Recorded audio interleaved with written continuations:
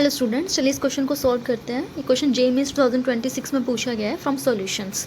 इसमें देखिए हमारे पास दो कंटेनर है, ठीक है, और सेमी परमिएबल मेम्ब्रेन एसपीएम से सेपरेटेड है। एक में हमारे पास ये सॉल्यूशन है और दूसरे में ये सॉल्यूशन है, ठीक है।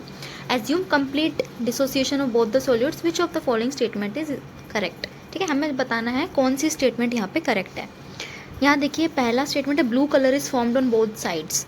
अब यहाँ देखिए कलर जो है वो सॉल्यूट के ट्रांसफ़र की वजह से आएगा, बट हमें पता है कि इस सेमी परमेबल मेम्ब्रेन से किसका ट्रांसफ़र होता है, ओनली सॉल्वेंट का। किसका ट्रांसफ़र होता है, सॉल्वेंट का। सो किसी भी साइड ब्लू कलर का फॉर्मेशन नहीं होगा, तो ये स्टेटमेंट यहाँ से बिल्कुल इनकरेक्ट है। Next, ionic solutes in aqua solution can pass through semi permeable membrane. इसमें लिखा है कि आयनिक सॉल्यूट्स कैन पास, नो, हमें पता है यहाँ पे सॉल्वेंट का ट्रांसफ़र होता है, ठीक है। सो ये स्टेटमेंट भी बिल्कुल गलत है। नेक्स्ट है solution on Y side is hypertonic. चलिए देखते हैं। हाइपरटोनिक सॉल्यूशन वो होता है जिस साइड हमारा प्रेशर, ऑस्मोटिक प्रेशर जो होता है वो कम होता है। सो पाई की वैल्यू क्या होती है, pi is equals to ICRT। So pi is equals to 4। FeCl3 क्या हो जाएगा, आई कितना होगा उसका FeCl3 के केस में, इसको करवाते हैं कम्प्लीटली डिसोसिएट, हो जाएगा Fe3 प्लस 3Cl नेगेटिव, ठीक है। तो यहाँ पे आई की वैल्यू किसके बराबर आएगी, कंप्लीट डिसोसिएशन है n के बराबर, दैट इज इक्वल्स टू 4, ठीक है। 3 + 1 4, सो 4 × CRT हो जाएगा, ठीक है। ऐसे ही हम जब दूसरा पाई निकालेंगे 4 K4 FeCN6, ठीक है। इसका डिसोसिएशन भी देख लेते हैं।